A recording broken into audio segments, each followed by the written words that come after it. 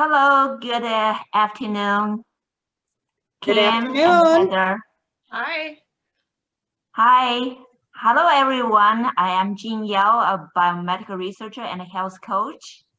I'm Kim Fox, registered dietitian and specializing in functional nutrition. Heather Carpentier, and I'm a health and wellness consultant just to help you on your journey to wellness. Thank you, Kim and Heather, for joining me today. We have this live Dymo chat on Dymo Health Facebook page every Tuesday and Thursday. We talk about healthy nutrition and healthy lifestyles. Please follow us for more information later. On Tuesday, we discussed the food safety and the leftovers, a topic that one of our followers asked us to talk about. We discussed the signs and symptoms of food poisoning, the 6 things bacteria need to survive using the acronym FAT-TOM, and the temperature danger zone, the range foods should be in for as short a time as possible.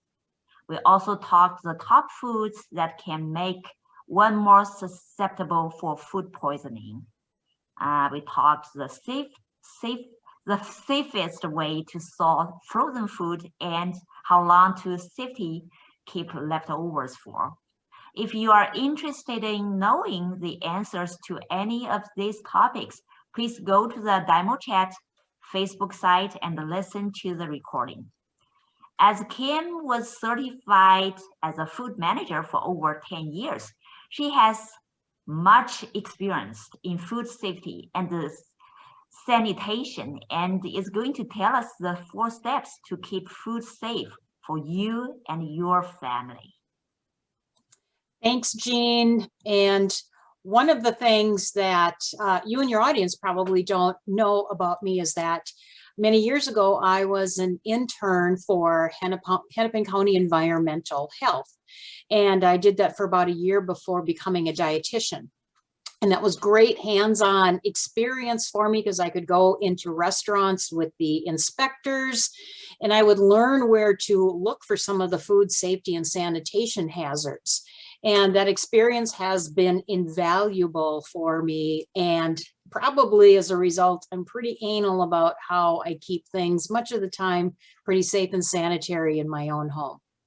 So let's get started. And even though everyone has got the potential to contract foodborne illness, there are environmental factors that we can control that can reduce those risks significantly. And the first of these is cleanliness.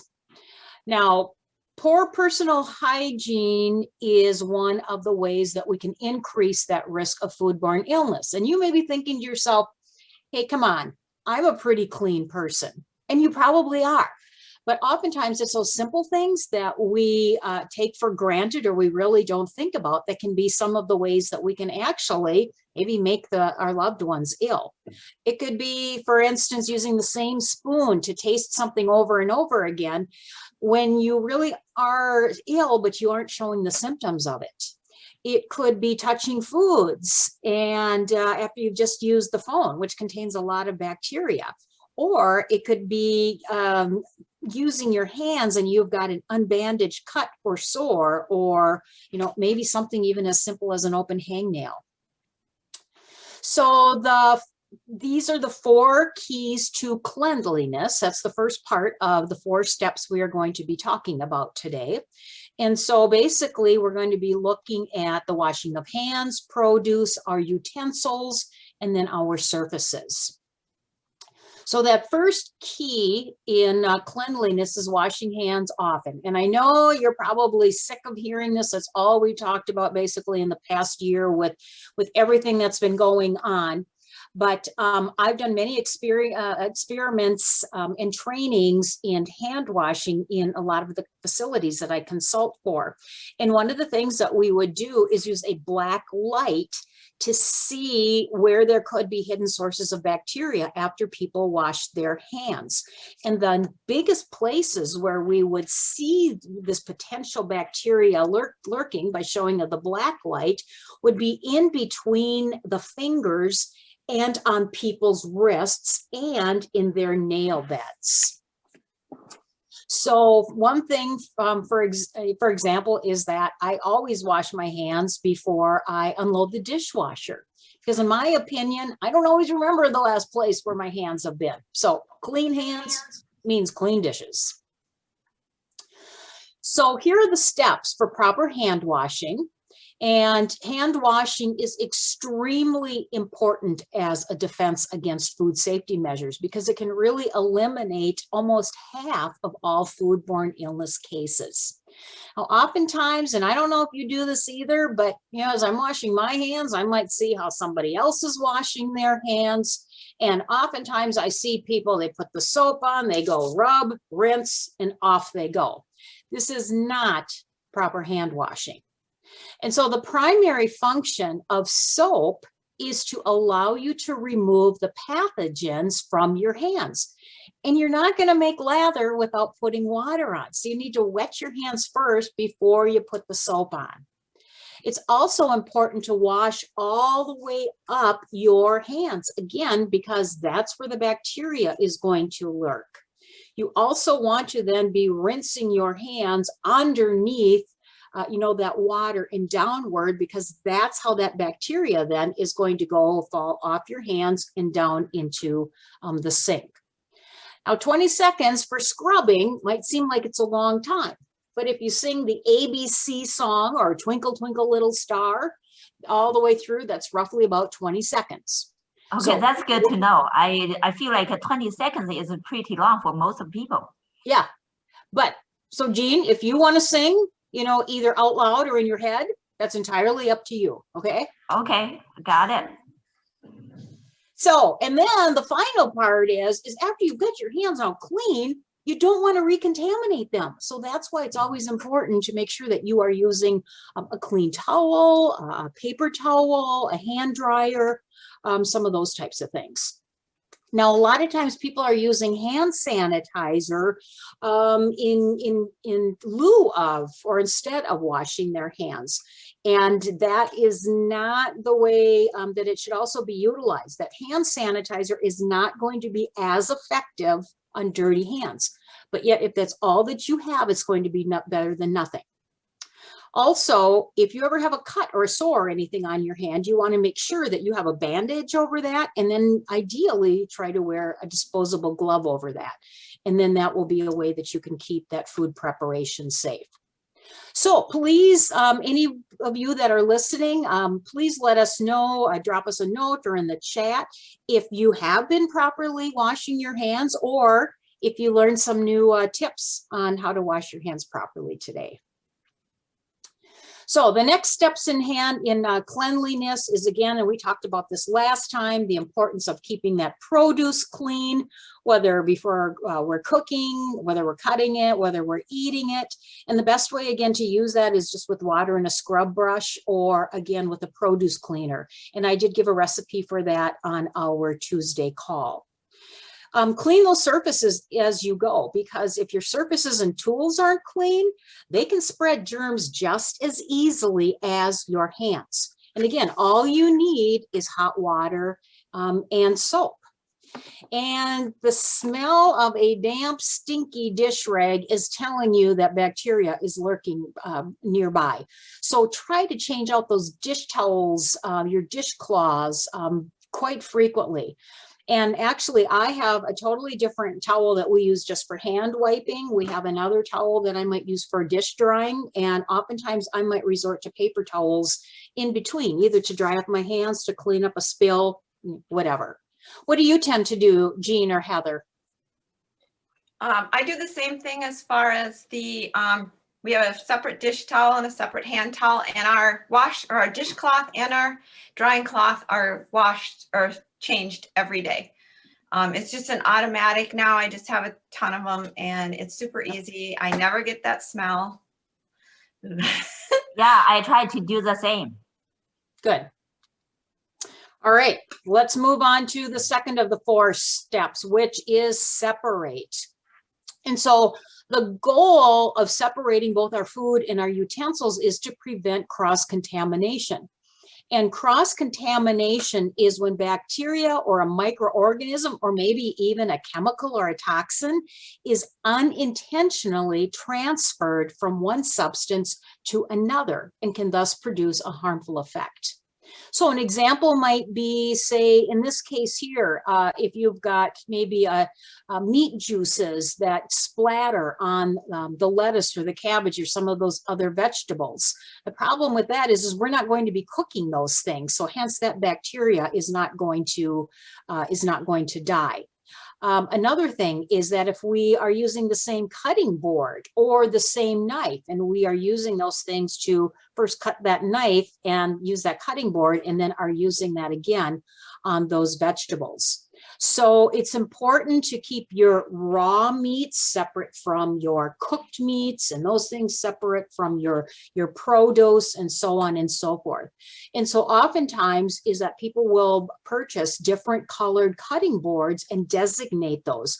So maybe red is for raw meat, maybe green is for produce, maybe yellow is for your cooked meat.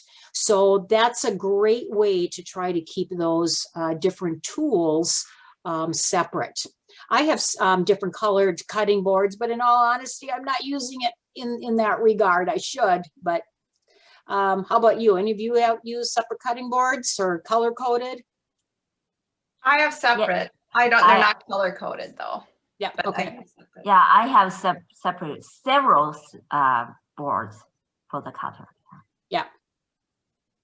All right, number 3, proper cooking.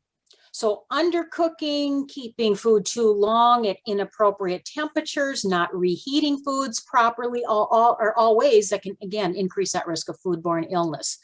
Therefore, it's important to cook those foods to the proper recommended temperatures. And the only way you're going to know if you're at the right temperature is to use a food thermometer. And as we talked about on Tuesday, when we are reheating foods, we want to make sure that they are getting to an internal temperature of 165 degrees. And actually, when I reheat my soups, my sauces, my stews, any of those things, I actually have them come to a rolling boil for several seconds. Yeah, me too. I'm always afraid those foods are raw. Yeah. So here is a chart or some examples of what the internal temperatures of some of these types of foods should be cooked to.